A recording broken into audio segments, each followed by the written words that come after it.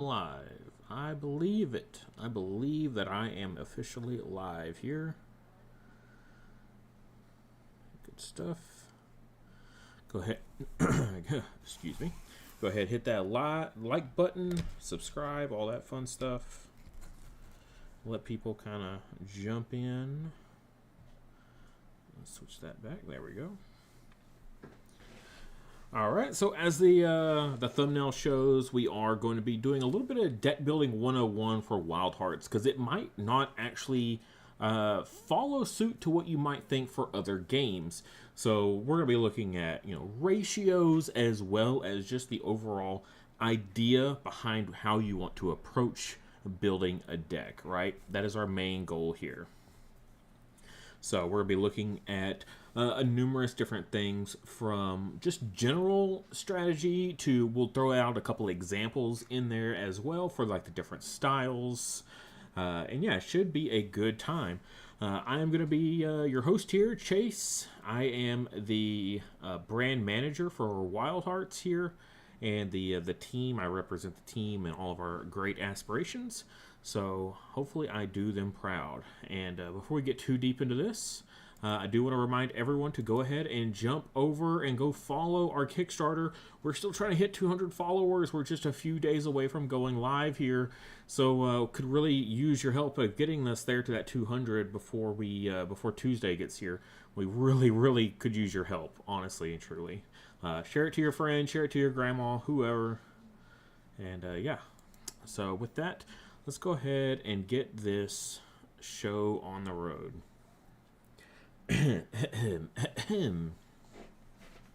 All right, so when you're building a deck for Wildhearts, there's a couple things you want to consider. First of all, don't build around a single card in the deck. You don't want a single card at 2 copies in a 30-card deck to be the linchpin of your whole entire strategy. Your deck should work with the theory in mind that you'll never draw like literally every single card. There will be a game where you will not see 1 or 2 cards in your deck, and your deck still has to function without ever seeing those cards, right?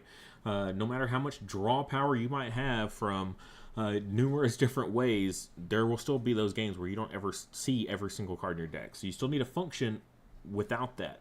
So then what can we build around then? If we're not building around a single card, we can build around a strategy as a whole, and so there could be lots of different synergy there as well. The main focus you probably want to look at is building around your familiars and what your familiars are bringing to the table.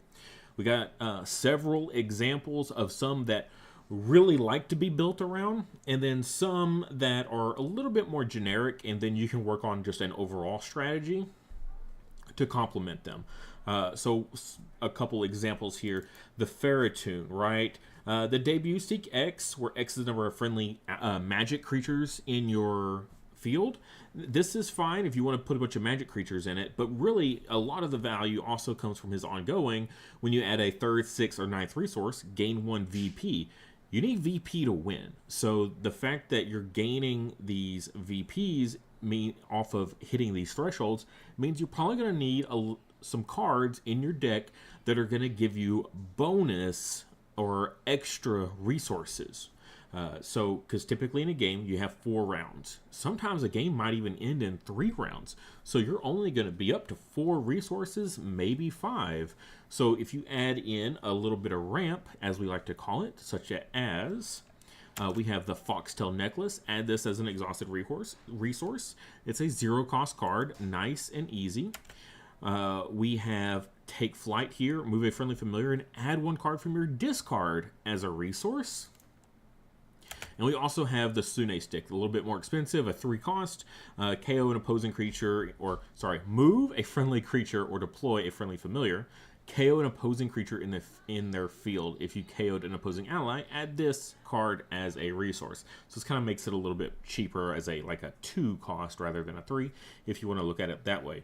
But in conjunction with the Ferritoon, it's really nice because playing all these cards is going to allow you to get those extra little bits of VP along the way.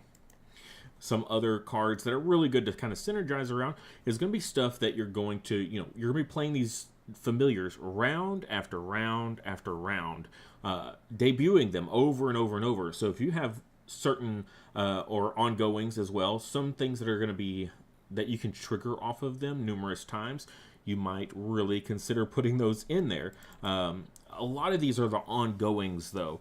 For one, the Infernander here, the debut is fine. You can use this in any kind of strategy, but the ongoing, when you discard any number of cards from your hand. So you need more discard built into your deck if you really want to start to see the value of something like it, the Infernander here. Because if you're just relying on only looking at the debut, if you're winning this field, Infernander gains +1 power on debut, then generally you're only ever going to get up to 8 power. And it takes you all 4 rounds to even get there. Chrism starts at 8 power from turn 1. So I know that's a big jump and a big ask there, but if you're only relying on the Infernander for just that 4 power, then you're really losing out on a lot of what he brings to the table, because giving out that much negative power, -1, or if it's a skill card, -2 power, that's a big swing in your favor on what otherwise would have been just a loss, right? You're just discarding a card and not gaining any effect. You're going to lose out on a lot of what you could potentially be gaining there. Another one that kind of combos with him that just encourages you even more, you have the Sylphunk ongoing when you play or discard a skill card from your hand. So again, we're looking at that discarding skill cards here. If you can get both of these guys out there, you're going to be really encouraging yourself to try to hit those skill cards when and if you're having to discard. So running plenty of cards that are going to give you that discard is going to be a good idea.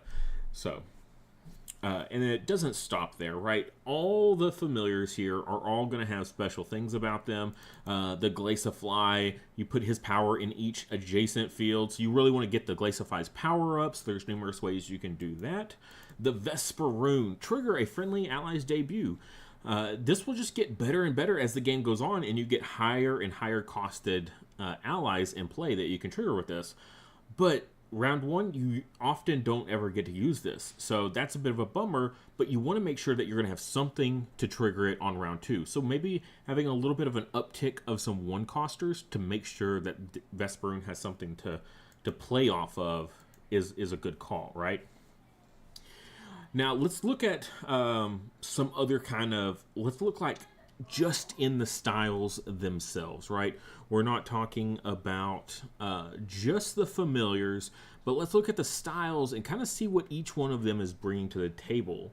Hey, David, welcome. I saw your stream with a local community member who said he builds around Judge's Decree. Is that then not a good idea? So, yeah, Noah, he's a really huge fan of Judge's Decree, and it is a extremely powerful card. Sometimes, depending on the matchup, it can be easily played around. If your whole deck synergizes around a card like this, what happens if you don't see it, right? Whereas you see your familiars every single game, right? You literally you deploy them every single round. You draw 7 cards, and then you maybe draw 1 extra. Probably not, though. Just kind of depends on the situation. So then you still have 23 cards left in your deck and only 2 copies. I can't remember the math on it, but even if you see 1 copy, that's only 1 copy in 4 rounds. So this will get you a nice one-time round, right? But that's only 25% of the battle. So building your whole deck around just this can be kind of scary. Now, he does other things as well in mind. He says he builds around Judge's Decree, but he doesn't quite. He does more than that. I don't think maybe he doesn't realize it, but Noah's a very skillful player, and he's very good at managing this card. So he'll kind of play out his hand. So when he goes into deck building, he's deck building with the idea of playing down his hand. So that also combos with the Skyson very well. So if his hand is 3 cards or less, it gets 3 power. So while yes, he's building around Judge's Decree and trying to make sure a certain card gets hit, when your opponent has to pick one at random to play and one to discard. He tries to increase his odds of making the right card get hit. But in doing so, he's actually building upon other ideas as well. So Don't let him fool you when he says he's building around just Judge's Decree. It is a very good card, and he does like to use it often, and plans to use it when he sees it. But the rest of his deck still functions, so don't let him fool you. Ooh. Hopefully, I didn't just mess anything up there. Yeah. So. Yeah, just run. You're here to synergize, right? Your deck is supposed to just like run like a smooth engine, right? Everything works together. So then that's kind of what we're going to look at right here. That did close out. There we go. So let's, sure, while we're in ferocity, let's talk about some ferocity things. What is ferocity doing? We already touched on the discard element. It has a lot of gain something in return for giving up something else, is often what we see here. So we got to be really careful with when we're sacrificing. Try to gain an extra benefit off of it. One of the things I want to take a look at here is Fury Potion. Either the main effect or the support, they involve at some point KOing your own ally, right? You're going to KO your own creature to gain more power somewhere to help win a field. And so what are we looking at targeting with that? So you might look at something like an Amptar.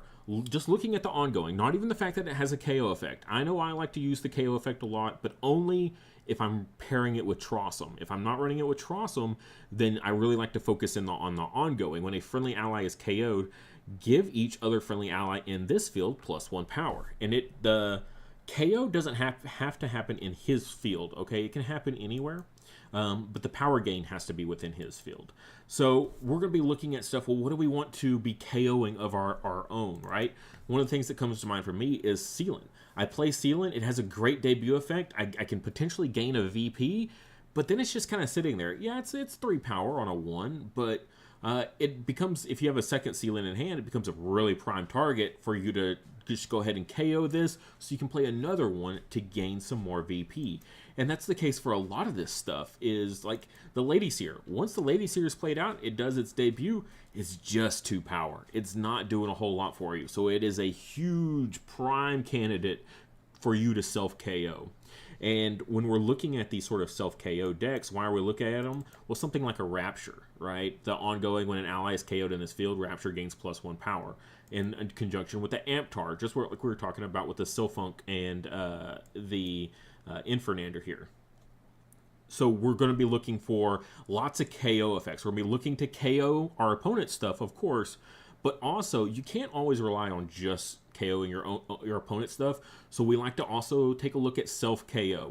We saw the Fury Potion, but we also have Sacrificial Bond here, where we KO one of our own allies. So we want to include targets for self-KO.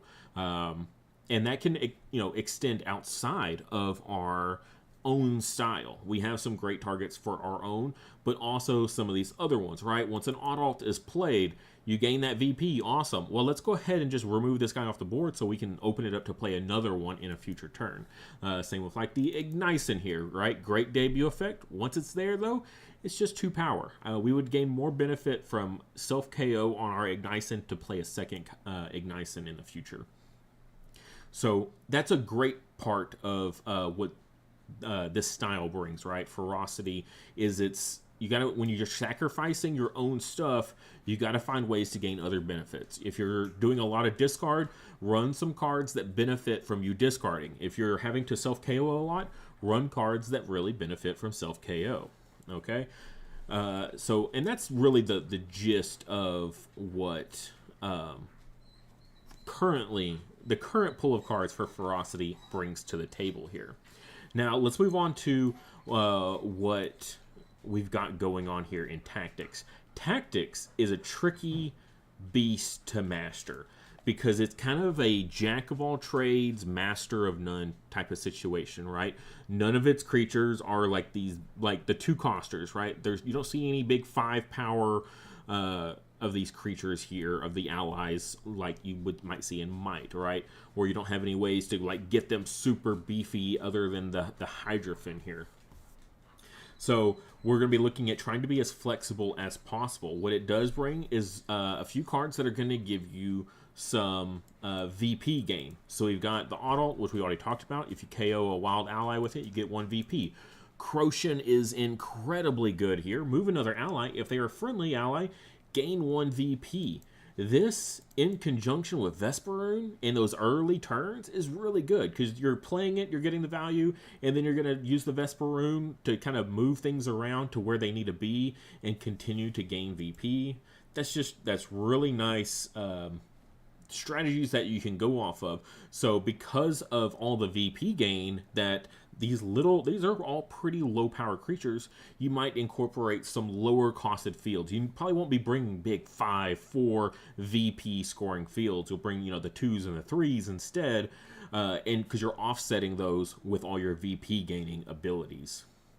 And then you see a lot of control to help facilitate this, right? So your opponent is going to be desperately trying to score those big fields. So you might be like, okay, well, let's control our opponent, right, in the process. So we've got Drill Attack, return an ally from the field to its owner's hands. I can move or deploy a friendly familiar, kind of shifting my power around where I need it. Also removing a threat off the field.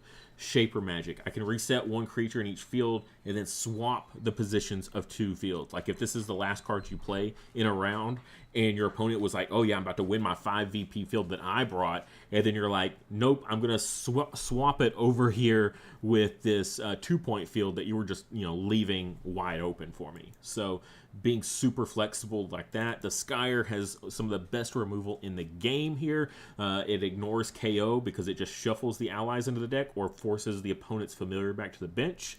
So we see tons and tons of control in addition to like a lot of the VP gaining that we're doing, right? And then on the high end, we see the Terpion, where gain 1 VP for each field you are winning. So again, more VP gain. And if you're playing to those low point fields where your opponent's just like, I'm not going to bother with that. Like, what's 2 points when I could be scoring 5? Well, you just let 2 2-point fields go, and I just scored both of them with my Terpion. So you really start to see the value with stuff like that. Is the VP gain, in addition to the board control, is what we see a lot of currently. Again, I'm going to say that so many times. Currently in the current card pool for our Series 0 premiere here.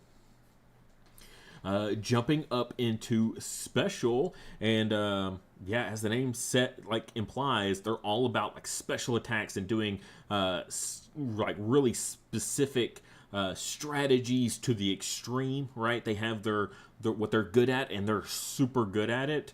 So you really want to capitalize on what they bring to the table. They have so many ways to generate special attack tokens. We've got Moonlight Aura, shuffle 2 special attacks into the deck. Pengos, shuffle 2 special attacks into the deck. Let's see, we've got Enchantress, shuffle 1 special attack token into the deck for each opposing creature in the field. We've got all these different ways that we can start to really ramp up in putting all these special attack tokens into our deck. But what do they really bring to the table for us, right? It's -1 power and draw a card. Like, that was the card you were going to draw anyway, was the special attack. So it basically just kind of offsets itself. So the most you're getting out of these is just -1 power, right? That doesn't feel like it adds up. Even if you draw a couple of these, ooh, -2 power. Like, okay, like where's the benefit from that? But then you got to start thinking of like, well, how can I synergize this or benefit off of this? There's a couple different things. The Blisterno, ongoing, before scoring this field, give an opposing creature -1 power for each card you played this round. So there, immediately you can kind of gravitate towards a Blisterno in thinking, okay, well, I like to play a lot of cards. Blisterno really synergizes with me playing lots of cards. There we go. We talked about the Hydrophant earlier with that ongoing. You gain 1 power when you play another card. So reaching outside of what we're got available in special, we found a card that synergizes with this strategy that we're working on, right? So you see all these special attacks. Well, okay, I'm playing a lot of them, so we're looking at cards that are, we play a lot of cards and we get good value, but it doesn't stop there. Remember, you're minusing power on these creatures. So then we're going to be looking at, well, what can we do with all this minus power that we're doing? The Sheep here, you don't see this one a whole lot just yet, but as the game goes on, the Sheep just gets better and better the more negative power effects that we have. Ongoing, when an opposing ally in this field is reduced to 0 power, you may reset them and take control of them in that field. This can get really good really fast. Something like a Rapture here, for example, starts out pretty low, especially if they use summoning on it, gives it -2 power, like right out the gate. It's really easy to get this guy down to 0 early, right? You got to do it right after it gets played, assuming it didn't just like jump into a huge field full of stuff and just start munching. But with all the special attacks, the Ashep really starts to kind of shine a little bit more. And again, once we get more and more of those things, negative power abilities, it just gets better and better. Continuing on from there, we talked earlier about the ramp, right, that we bring to the table or we want to bring to the table to combo with like our Ferritune, right? All that VP we're going to be gaining for all that ramp that we're applying to the field. So then we're looking at, okay, well, is there any other ways that we can kind of synergize off of all these resources? We're going to be looking at, we need a draw. So we're going to be looking at cards that are going to kind of draw us some more cards. Again, the Moonlight Ore right off the bat, that'll give you a draw at least. But you're looking at other stuff that's going to draw you, so that way you can actually benefit from all this ramp that you have. If you just have, if you burn through all your cards in your hand every single round and you have resources left over, then maybe you need to go back and take another look at your deck building process, right? Maybe include some more 2s and maybe a couple more 3s than you might normally consider. Another great one is the Enchantress. Ongoing, his power up here in the corner is equal to the number of resources you have. So obvious benefit from having lots of resources, right? So you'll find the cards throughout here on what you're looking for. When you're building up these bigger creatures, you're relying on your allies in your deck rather than your familiars. Because if you look at the familiars, aside from the Glaciafly that you're going to be powering up a ton, your Jelly and your Ferritune are just little 4s. They're not super big. They're not 5s, 6s, or anything like that, or can gain a lot of power really easily, or in a particular style that gains power. So they're just kind of sitting there. So you might lean into your allies a little bit more, and then so boom, Gelsene comes to mind. Support, give a friendly ally block.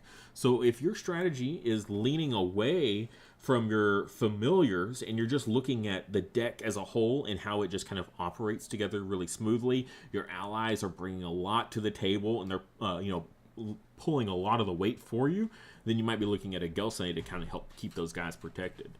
But jumping back over to Ferocity, in the exact opposite, if you're just going super hard into just having really big familiars, then a Momentum Shift, give a familiar block, would be the the opposite end of the spectrum. So just things to kind of keep in mind there of what you can be kind of working with. Whew, God, a lot of talking. All right, and if you guys have any questions as we go, feel free to throw them into the chat there. I'm happy to answer any and all questions that you might have. Write down a list and I can get to them as we go or towards the end of the video, all that fun stuff. Any questions on all questions are welcome, even if it's not about deck building. If you have any Wildhearts questions in general, feel free to ask them, and I will do my best to answer them. Remember, we're going live on Tuesday, so it's good to have all those answered questions out of the way. How do you build something like the Jelly Cane? That's a difficult one. The Jelly Cane is probably one of the more difficult ones because you kind of can't. Look at the top 2 cards of your deck. You may reveal up to 1. If it is a 1 or less cost, you can move an ally in this field. If it's 2 costs, give an opposing ally in this field -2 power. 3 or more costs trigger a 1 support effect in your resource row. Then put the looked cards to the bottom. It's a little bit less about building around this familiar and playing this familiar to its strengths. Right, when you're playing your cards out, maybe putting your allies, in a same field as an opposing ally, and then making sure that round 1, when you're resolving your mulligan, it's like I don't have any supports in my hand. and this hand is okay, but no supports, and I'm running Jelly King, you might consider doing a mulligan. So of course you're going to be including a decent amount of supports in your deck, of course. And like I said, it's got to be a decent amount, and they've got to be something that you can maybe synergize off of, that you could see use out of, even if you're not necessarily, round 1, round 2, you don't have any creatures. Like, look at Pikera here. You may give the card that you exhausted to play this speed. That does nothing with Jelly. Gelsene, give a friendly ally block. Well, what if I don't have any allies in field? That's not great. Take Flight. If you exhausted this to play your teamer card, you may move or deploy a friendly familiar. Like, this doesn't really synergize with what we're looking for. So when you're looking into those other styles, try picking supports, that you're going to hopefully see in that first round and can gain the benefit of. So really, like I said, it's a pretty difficult one, but you want to have a nice spread of things and then play the Jelly, in a way that you could benefit from any one of its effects, no matter what gets hit. Okay, and that's the trickiest part of it, especially round 1. Round 1 is like one of the worst times to play the Jelly, but every round after that, But what it does is it gives you access to all of Special, and that's what I like about the Jelly, is that it gives you access to the Special style without necessarily having to really focus around building around it, right? Glaciafly, you really got to build around Glaciafly to give it power, right? Or else if you're not giving Glaciafly power, then you probably could have brought something else, realistically. Ferrotoon, Ferrotoon's great for, if you're running Magic, you want to include maybe a couple extra Magic creatures in there, and some ramp, right? But Jelly's just like, nah, you just bring the style of Special, and then just bring Special good stuff, right? To complement whatever other strategy that you're working on. It's kind of like the Jelly's whole thing, is it's almost like Tactics in a way, and it's just kind of like morphs into whatever the situation is that it needs to complement, and that's kind of how you're using Special in that situation, is to complement your own everything else that your deck is doing. I hope that all made sense. Yeah, it's one of the familiars you kind of don't build around. It's just kind of a jack of all trades. As well, kind of like in Tactics, in its own right. All right, let's jump into Might now. Might makes right? Might is a little bit more obvious of what it's kind of doing. It's all about gaining power, right? From the very first card of the 0 Strength Seal Training, give a friendly creature +2 power. If they're an ally, they gain Guardian, right? We're all about big creatures and Guardian to protect those big creatures. The support, give a friendly creature +1 power. Ignition, give friendly familiars +1 power. Shadoon, when you play an item card, give friendly creature +1. Give a friendly creature +1 power. And Shadoon is also another one of those examples of don't build around one card in your deck, i.e., an item deck built around just having Shadoon and then benefiting from those items, right?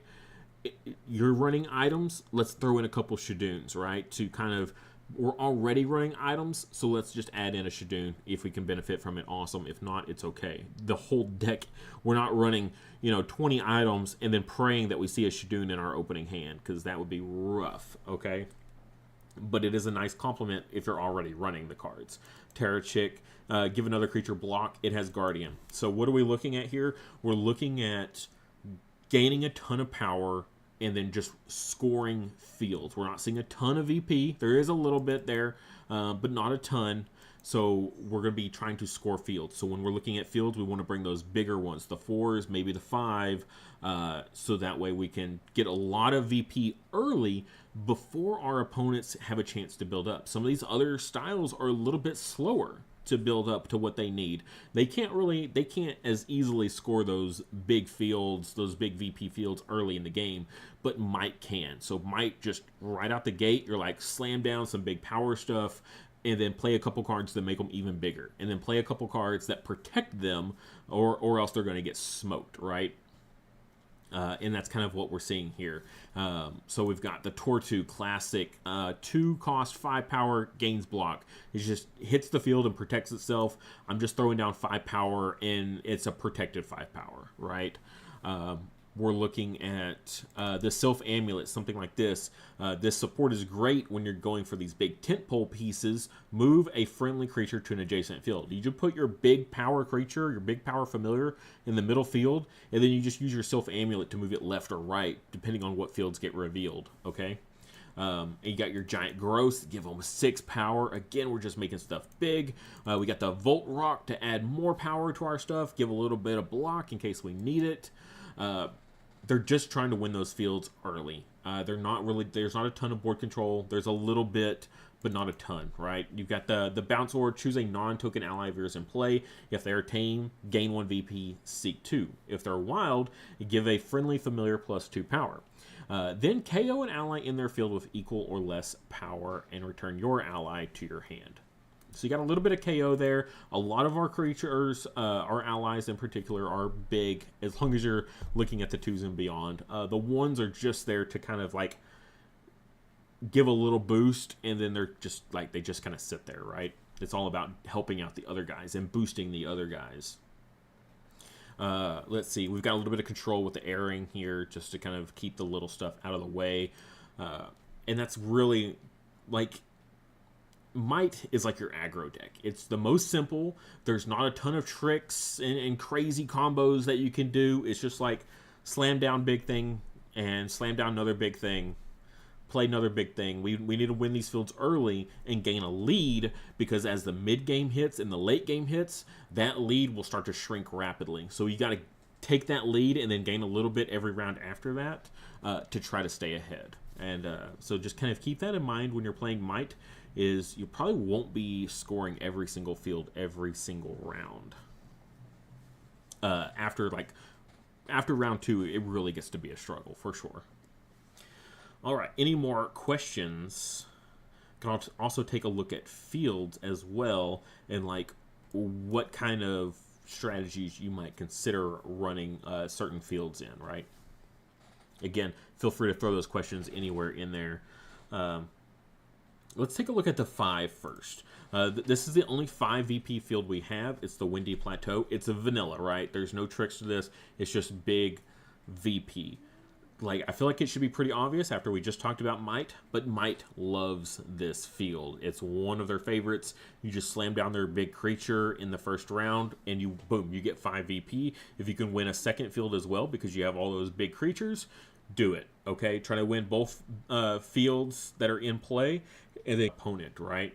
I played an offline game the other day where me and my opponent brought the Windy Plateau, and I scored, it was like a 2 5s round 1, both Windy Plateaus I won, got to 10, and then round 2 I won a 5 and a 4, right? I was at 19 points by the end of round 2, okay? So crazy when you have something like this, and that Might really loves this field because of that. But it can be a double-edged sword, because if you don't get that lead early enough and your opponent manages to start building and building, and they start winning this field, you're going to be in for a rough time. Another great one that combos with Might is Griffin's Crag. 2 or less ally cards cannot be played in this field. Round 1, Might pretty much wins this almost every single time, especially the Chrism, right? Because your opponent and yourself, neither of you are going to be playing allies to this. You could be moving them into it depending on what support you might have, like an Alistair's Guide or the Amulet that we talked about earlier, and sliding them over into it, but that's about it. So another one that really complements those Might decks right there. But let's look at the other end of the spectrum.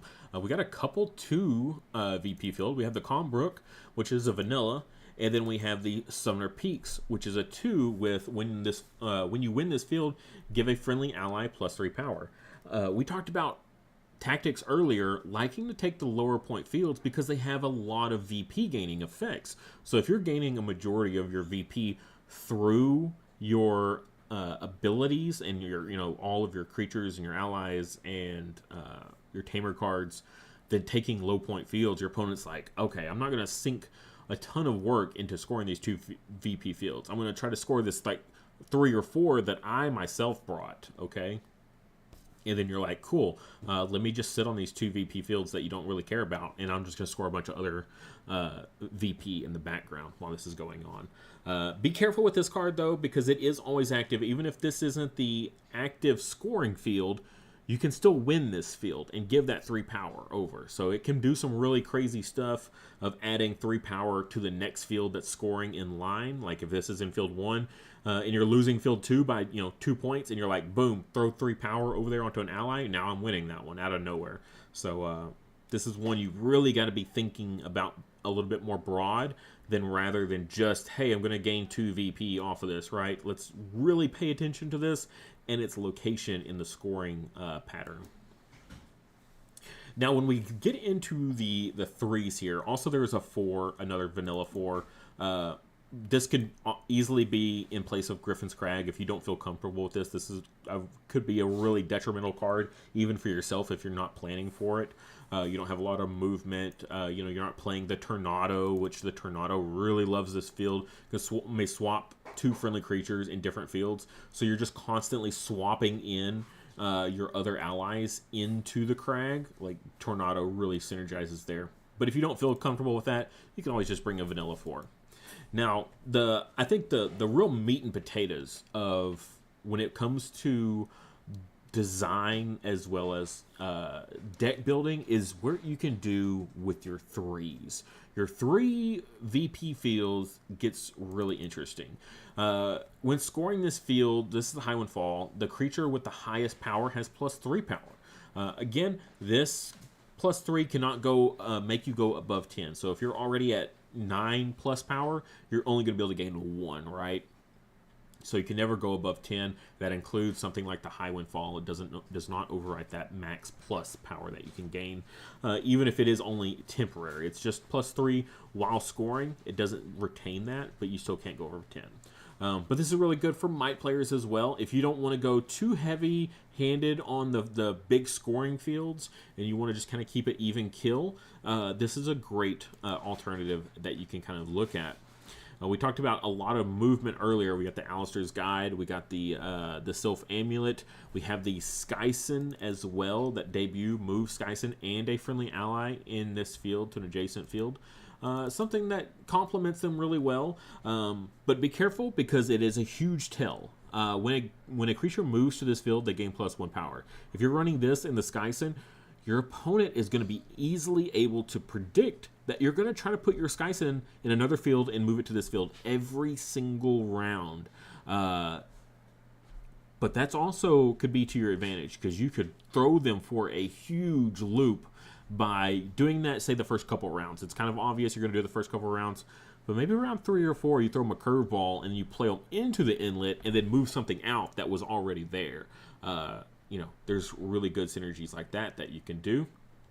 So really cool. Also, in conjunction with the Tornado can keep swapping itself out or swapping itself into the inlet and then moving an ally out of it for you to then move back in with the Skyson. So some really kind of fun little shenanigans that you can kind of do there. There's, of course, the most vanilla field, and that's the 3 VP High Grass. Haunted Glade. We talked about some KO super early on, and this is a dangerous field, okay? Especially with Shaper Magic. Shaper Magic swapping the position of 2 fields. You move a Haunted Glade where your opponent was not thinking there was going to be a Haunted Glade. Before scoring this field, KO the lowest power creature here. If they only have 1 creature sitting in that field, that's it. They're done, okay? It's just like, boom, KO that whatever it was, big ally that they just kind of left there, or the familiar that they were thinking it was going to, it's just a 2 VP field. Like, sure, you're not going to go for that. I'll go ahead and just scoop it up right quick. And then you're like, Shaper Magic, Haunted Glade over there, KO it. So just because you're bringing this, people might think, okay, I'm just going to use Haunted Glade and bring a lot of KO stuff. Or I'm going to bring a lot of stuff that I would like to get my own things self-KO'd.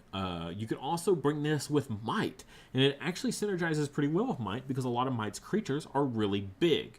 And the ones that aren't really big are usually the ones you kind of want to get off the board, like your Ignition, so you can play another Ignition, right? So Haunted Glade is one of those that I think has a pretty high ceiling of what you can do with it that's not just the obvious things, right? So really cool Haunted Glade there. The last field that we got to talk about right now, though, is the Arcanum Swamp.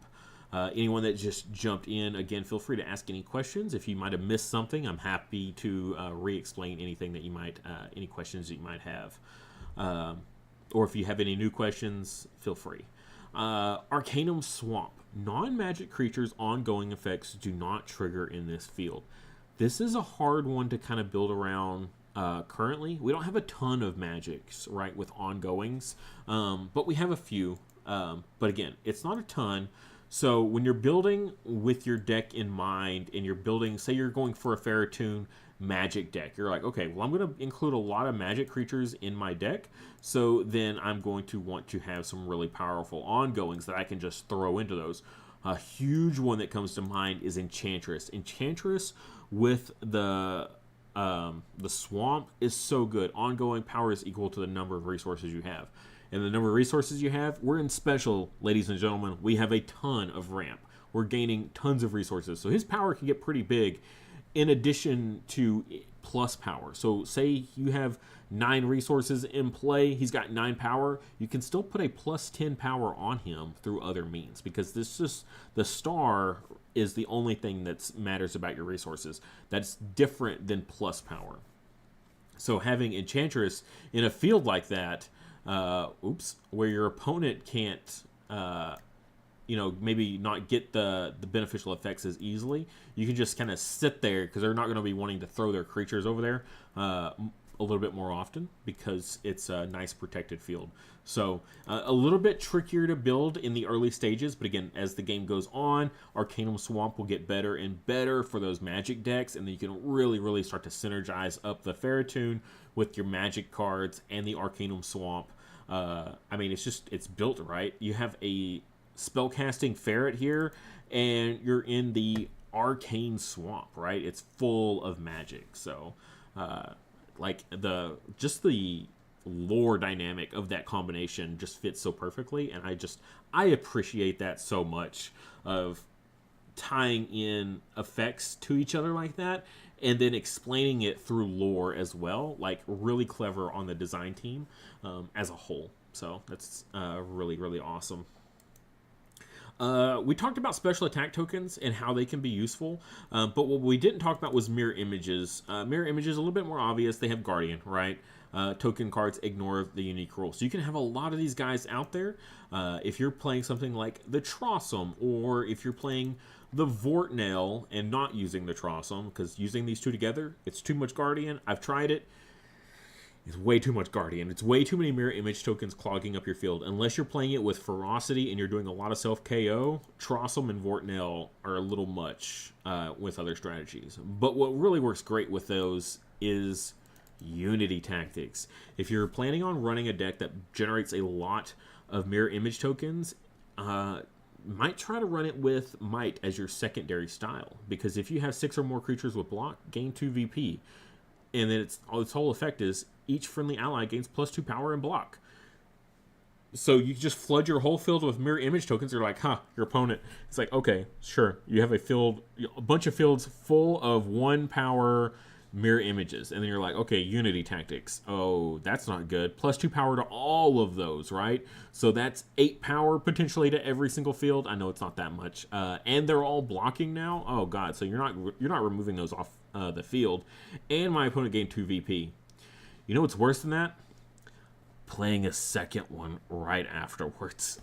So, the game is just about over at that point. Now, remember, Trossum debut effect, that's going to be 4 times. It's going to be 4 tokens. You have your 2 familiars, and then whatever other familiars you or whatever other allies that you're going to be playing. So it's very easy to get 8, 9 allies in play. And then use that Unity Tactics. So that's kind of a great one to use with your mirror image tokens. So just kind of keep that in mind. When you're worried about flooding your field and you're like, okay, well, I'm not running Ferocity with my Trossum. What else am I going to run if I'm not eating my own mirror image tokens all the time? Yeah, Might is a great one because not only that, it puts out that Guardian barrier, which Might loves Guardian. We already talked about that, and then you're just powering up your bigger creatures behind these Guardians, and then yeah, just slap in a couple Unity tactics there at the end. Good to go. Real easy. Just kind of toss together ideas for you guys there.